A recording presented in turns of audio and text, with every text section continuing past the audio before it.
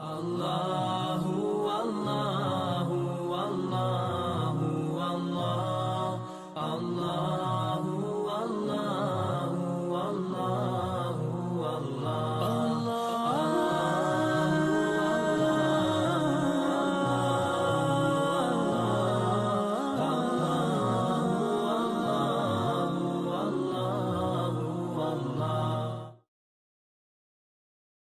Assalamu alaikum wa rahmatullahi wa barakatuh. Bismillah, alhamdulillah, as-salatu was-salam ala rasulillah wa ala alihi wa ashabi ajma'in. Brothers and sisters, everybody watching from around the world, I am Bilal Abdul Kareem, and this is Face the Truth. We are coming at you from Syria. This is war-torn Syria. Well, alhamdulillah, there are no bombs falling in our current location, and that's a good thing. So we're going to hope that we can get this show in, without anything too significant happening. But we have a very special guest here today. Now, our guest here today, his name is Oliver Bridgeman. Now, Oliver Bridgeman has been in the news recently because he recently had his passport canceled by Australian authorities, as he is an Australian passport holder and citizen. Now, this is a unique situation because he is actually, as he has stated many times, he has stated that he himself is not a fighter. And we're going to talk to him to find out and get his side of the story, why his passport was canceled, why he thinks the passport was canceled, and a lot of other things. So let me start by saying to you, Assalamu alaikum wa rahmatullahi wa barakatuh. Wa alaikum assalam wa rahmatullahi wa barakatuh. We are happy to have you here on Face the Truth, and we may as well just get started here. First thing I want to ask you is, at what point did you say to yourself, I want to go to Syria? I think that I should be in Syria. What led up to that decision? When did that happen? How did it work? So, when the revolution started, I wasn't a Muslim at that time. And obviously, about 3 years into the war, it's when I took my Shahada when I was 16. And obviously, as soon as I took my Shahada, obviously, I knew of the climate in Syria. What do you mean, took your Shahada? Because maybe some of your target audience might not understand that. So, I took my testimony of faith. So, I become a Muslim then. I met some Muslim brothers and I said, look, I want to become Muslim. And then I said, Ashhadu la ilaha illallah, I testify there's no God worthy of worship except Allah, and that Muhammad is the messenger. Mm-hmm. So by saying that, I become a Muslim. Now after I become a Muslim, I was quite quickly, I knew about the condition of people in Syria. And obviously during the time I was becoming a Muslim, obviously I was learning a lot about the religion and how about Islam teaches that we must take care of the poor, the needy, and how we should respect all of humanity. And obviously when I came to realize this, I found out that the people of Syria are suffering. And I saw from the media, on the TV screens, on my Facebook, on Twitter, that the people in Syria are suffering and no one's helping them.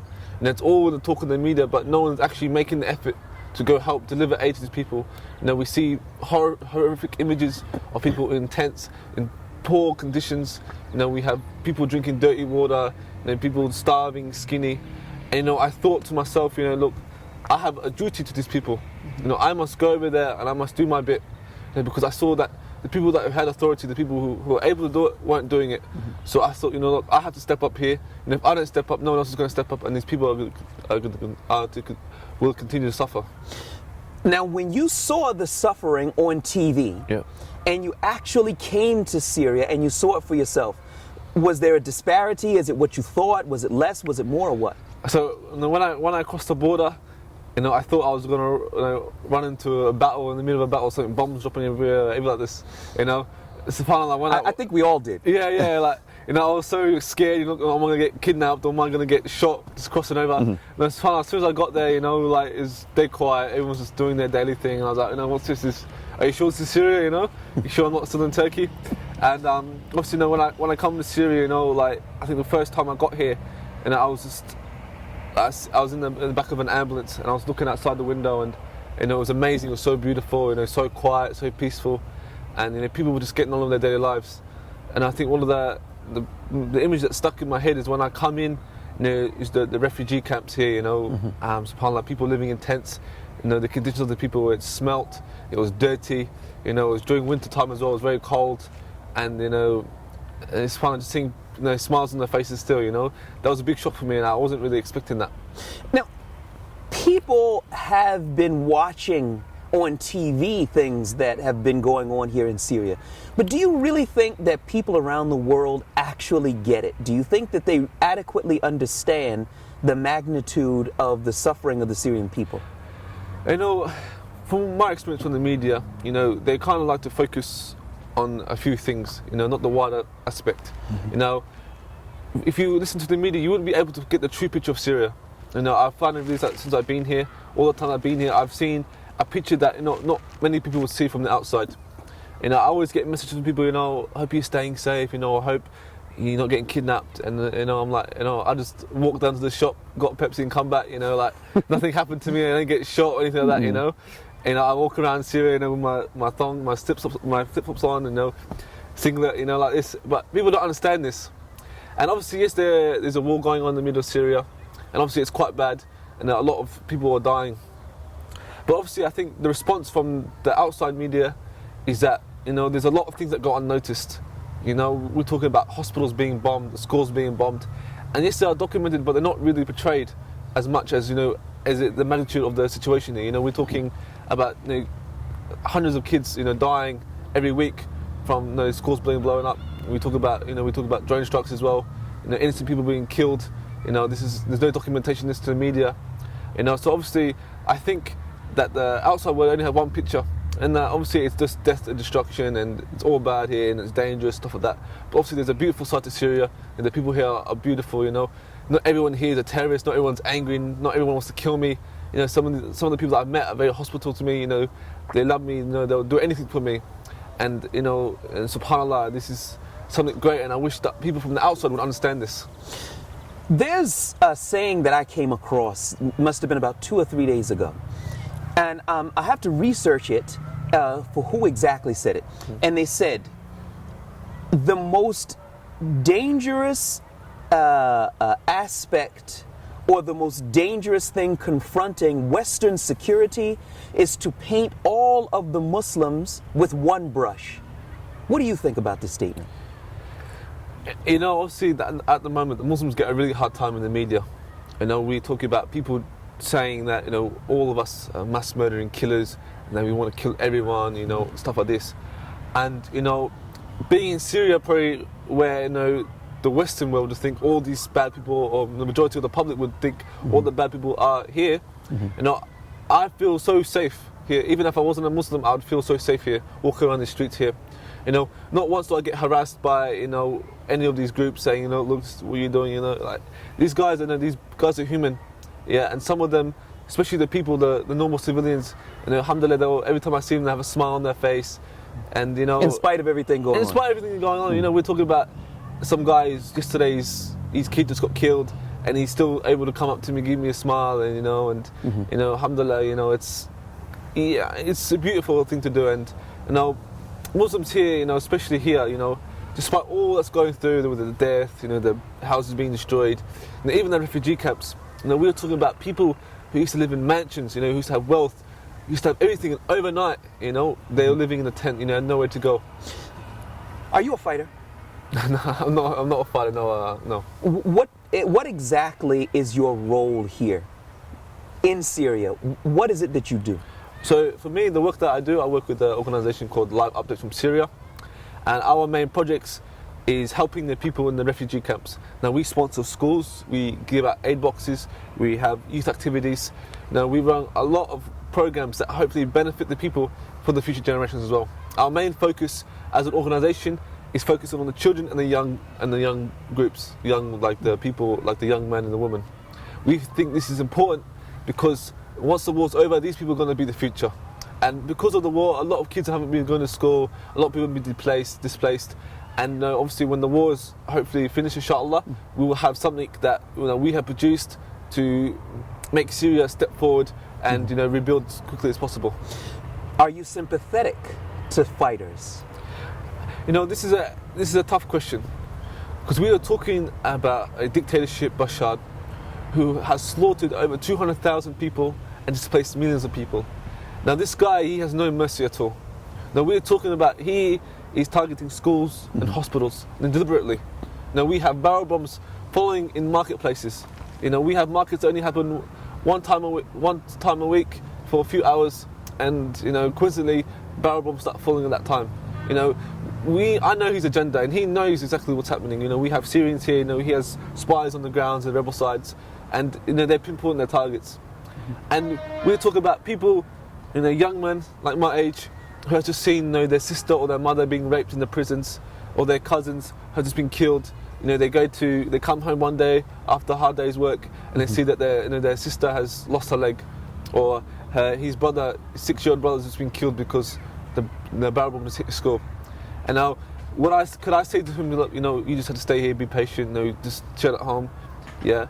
A natural person, anyone, yeah, would think, this guy has killed my family, he's destroyed my family, now I must fight him.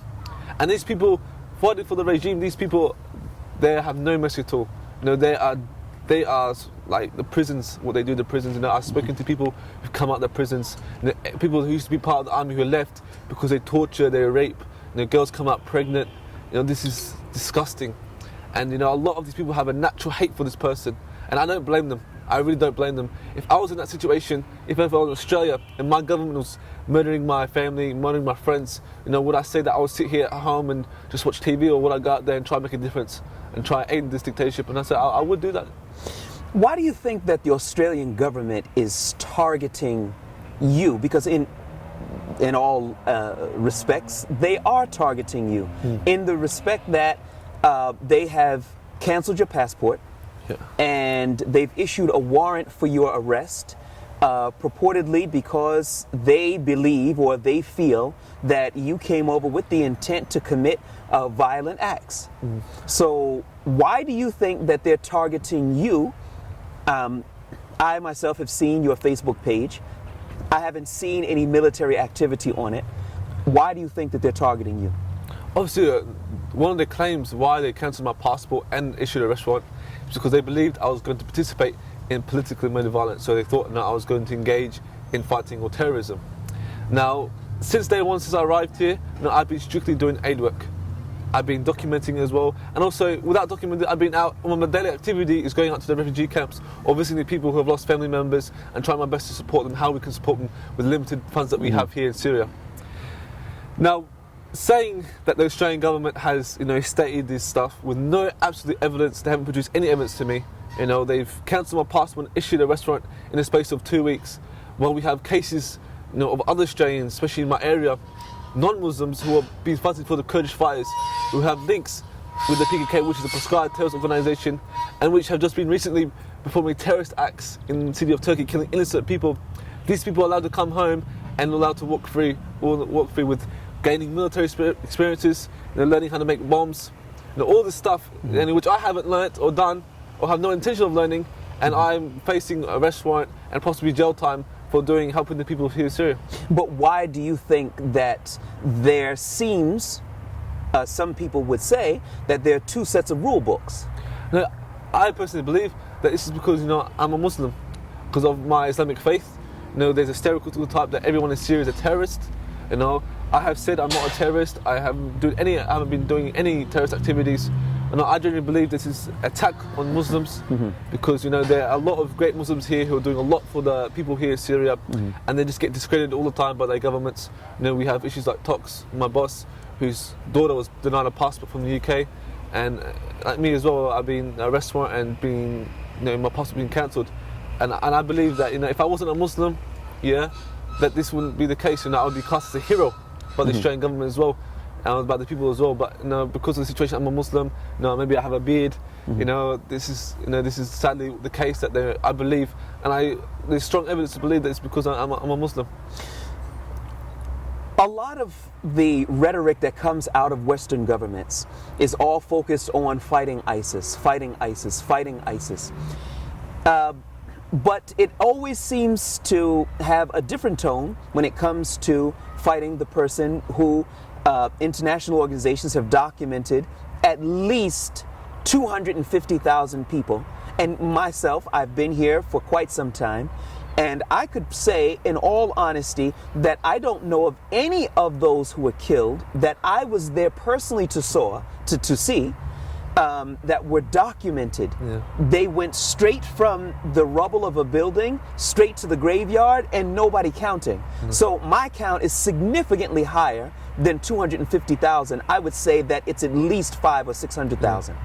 Now, after having said that, let's just call it 250,000. I don't think that anybody, any intelligence organization would say that ISIS killed hundreds of thousands of people. Why do you think that they seem to be obsessed with ISIS, but have very little regard for Bashar al-Assad? Now, if you were to ask me, which ISIS or Bashar are responsible for the killing of more innocent people, I would say Bashar, hands down. Now, we're talking about a government who uses barrel bombs. We're talking about a government who's committing war crimes on a daily basis, who have no moral grounds whatsoever. And then we have ISIS. The biggest threat that ISIS posed to us is just that they have disrupted communities. We're talking about, yes, they're having enslaved some of the girls. But I would say, personally, I'm more worried about the Bashar regime, and I believe that more people here in Syria have been affected by Bashar than ISIS have. ISIS have displaced hundreds of people, but Bashar, he's a murderer, dictator. And I believe that the West is targeting ISIS basically because, I think because it's an Islamic organization. We talk about history here, we've got Western governments always wanting to stop the spread of Islam. Now, even though ISIS have betrayed Islam in a bad way, still because they carry that Islamic name, that they are being targeted. Now, Bashar, this guy is, yeah. Let's go back to your passport. Yeah. How did you hear about losing your passport? I mean, what was that like? Was it like, oh my God, my passport is gone now? Or is it like, yeah, okay. Which one was it? Obviously, when I found out about my passport, I got a phone call from my mum. I was talking to mum, and my mum was like, I got something to tell you. I was like, what's that? Your passport's been cancelled. I was like, what? Can I do that? Like, what do you mean my passport's cancelled? I'm in Syria, I'm about to leave soon, I've got no passport. And no, don't worry, it's all fine, and just cancel the passport. So, all right, so now I was thinking to myself, so no, I'm stuck here in Syria, with a cancelled passport, nowhere to go. So basically, I'm thinking to myself, I'm stuck here, I might just say I'm a Syrian now. And obviously when I found out more details, more details comes like, oh yeah, by the way, if you cross into Turkey, you could be facing 10 years in jail. I was like, what? Crossing into Turkey, that's how I get out of Syria, is crossing into Turkey.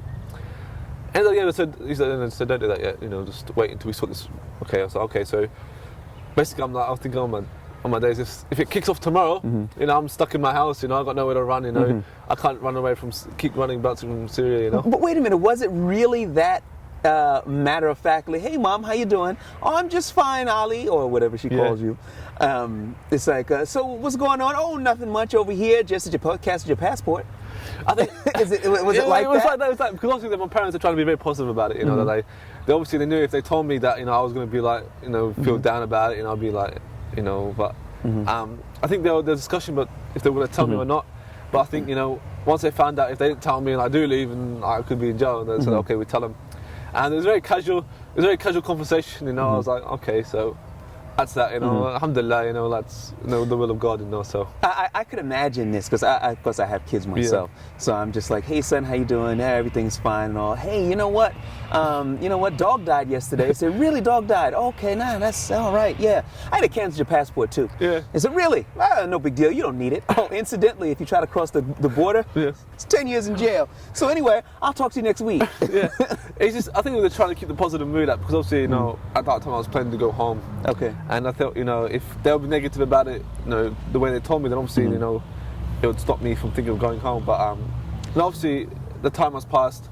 I think the biggest shock that I had wasn't with my passport because I knew that could be resolved later, but it was my arrest warrant. Now that comes as a shock. When I found out about my arrest warrant, I was in my bed. I just woke up. I think I was on my phone, going through the Australian media, see what's happened back home, anything news, and I popped up. I was like, what? I looked at it. So you found out about the arrest warrant on the internet? Yeah, on the internet, on the Australian news channel, and I was just scrolling through, seeing what's happening back home. and my picture popped up. And I was like, oh, it's a good-looking fella there. And I read the headline, and it's like, an arrest warrant has been issued for my arrest. And I was like, I was shook back, I was silent. The boys would come in the room, and I was like thinking, thousands of things were going through my head, and I was not on it. And the boys knew something was up. What's wrong? I was like, no, nothing. It's fine. And then, it wasn't a few hours later that I spoke to my mum. Because obviously there's a big time difference between me and Australia, so my parents, I think they were asleep at that time. And obviously I spoke to my parents. I said, look, Mum, have you seen the news? What? My arrest warrant? Yeah, we know. And I think another thing was, I went on Facebook and there was people inboxing me saying, oh, you're right. And I was a bit confused, why are they saying this, and people inboxing me saying, we support you and stuff like that. So obviously that made me a bit better. Alhamdulillah, the support that happened back home, from my peers and also people that I never met before, supporting me, wanting to do as much as they can to help me. This really helped me here, especially morale here in Syria. Is it only Muslims that support you? SubhanAllah, I think the people that did the most work were the non-Muslims. Alhamdulillah, there were some people in the Islamic community back home who helped me, who talked to me and stuff like this. But I had overwhelming support from old family, old friends, non-Muslims who were inboxing me saying, look, hope everything's right. We are sad that this is what happened. The Australian government done to you, and I was so alhamdulillah. That was quite overwhelming. Glad to know that I had that support from back there. What efforts are you making to try to get your passport back, if that is indeed your goal? So right now, obviously, with my passport issue, that's all my lawyer at the moment. He's in the process of trying to get it back, trying to get some official documents so I could travel back at any time I want to. So as far as I'm aware, all my people from back home are organising it. My parents have, they've organised talking to organisations that would help me with that. So right now I'm just basically sitting here and just waiting for the call to say, look, my passport's back. When you want to leave, you can leave. What if they say, we're going to want to question you once you get back home? You okay with that? No, obviously I'm 100% alright with that because I know I haven't done anything wrong. I've got nothing to hide. I've been documenting the activities I've done in Syria. I know what I've been doing. There's nothing that I have broken any laws, nothing dodgy I have done. I could sit for them for how many hours they want. Any question they want to ask, I'm happy to answer it. Truthfully, because that's the truth. I haven't done anything wrong. I haven't broken any laws. One of the main concerns here was in Syria that I didn't break any laws. So I didn't travel to any designated no-go zones in I think it's Al-Raqqa and Mosul. So I haven't travelled anywhere there. I've stayed near the border, stayed away from the fighting, trying and I've just been doing my aid work, doing my stuff. Haven't broken any laws, so I have nothing to hide, and I'm willing to talk and cooperate with authorities. Yeah. Do you think that, I don't know how to phrase it, let me just try to put it plainly. Are you angry? Are you upset? You think your government dealt with you justly? I feel I have been betrayed by the Australian government. I truly have, and my parents especially. Obviously, we have a government in our country that they are responsible for their citizens. Any Western country would say we take pride and we care for the Australian citizens. And by cancelling my passport and stranding me in a war-torn country, I can't see how in any way they are caring for me in that sense. I've been in Australia for 15 years. I love the country Australia. I've given back to the community with my charity work I've done there. No one hates me in Australia. I cooperate with everyone fully, and I'm a law-abiding citizen. And when they decided to cancel my passport, and I'm just thinking, where in this is this part of the Australian values as well. Yeah, but some people will say, in all honesty, they'll say you had no business going to Syria anyway. Yeah. If you wanted to help those people, you could have raised some money in Australia and just sent the money. No. What would you say to people that have this opinion? Because that opinion is there. Yeah. The problem in Syria, money is a big issue. We need money to help the people of Syria. But one of the biggest things that I have felt here as well is that instead of I can give someone all the money they want, but some people don't need the money. They just need someone to be there. They need a sign of hope. They need a sign that someone is there to help them. We can have donors who send thousands of dollars, but only thing we do is give them money and they have no idea where it's come from, who's done it for them, and they just put it in the pocket and they go along with their lives.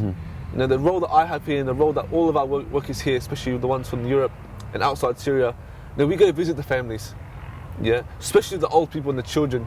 You know, we can give them an education, we can send them to school, we can pay for their funding, but the greatest thing they feel is when they see us. You know, when I come and shake their hand, I give them salam, I say, how are you doing? You know, their faces light up, you know, people are happy, you know, people love us. And this is what most of the people who need.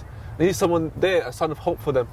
You know, we were talking about people, you know, obviously there's a lot of organizations happening here. You know, we got people giving them food boxes, and you know, they're still depressed and they're still not feeling all right, you know, because, you know, they lost a lot of things. And you know, if you're trying to tell me that giving them a food box after they lost their family, lost their house, you know, is going to make them feel so much better, you know, I think I think the best charity that we can do here is go sit with them and say, look, you know, we are here to help. You need anything, call us. You know, we're here. You want anything? We want food. You want blankets? You know, we're your guys. And come see us. Come if you just want to have a chat. And a lot of people just want to have a chat with me. You know, I'll be driving down my bike. People will call me over saying, what do you want? And they say, come drink tea. You know, I want to chat with you. And you know, I feel like, you know, I don't know this guy. He just wants to chat. You know, he doesn't ask for money. You know, even though he's living in a tent, he doesn't ask for money. He just wants to have a chat. He wants to know where I'm from. You know, he will say, you know, thank you for everything you've done for us. And I think, you know, and to anyone in Australia who thinks, you know, why didn't I just stay in Australia and raise money? I think anyone can do that. You know, anyone can do that, and there's thousands of people there who do that. But again, the biggest thing that I believe is, you know, going out to the people and help. You know, we can say, for example, feeding the homeless. You know, there's people that can just give money to the homeless, and people do, but not how many people go out there and actually give food to the homeless. You know, there's a big difference in that sense.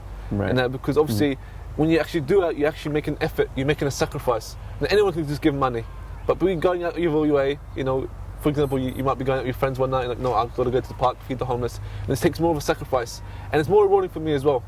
Now, I think once I see what I can do, the help that I do, I speak to people, and I feel much more rewarding. And I believe that this is what the people need. Well, we're just about out of time. Yeah. May Allah make it easy for everyone to straighten out their affairs and to help the people, the needy people who are here in Syria. We are with Oliver Bridgeman from Australia. I am Bilal Abdul Kareem for Face the Truth. Jazakumullahu khaira. We'll see you next week, inshallah. Assalamu alaikum wa rahmatullahi wa barakatuh.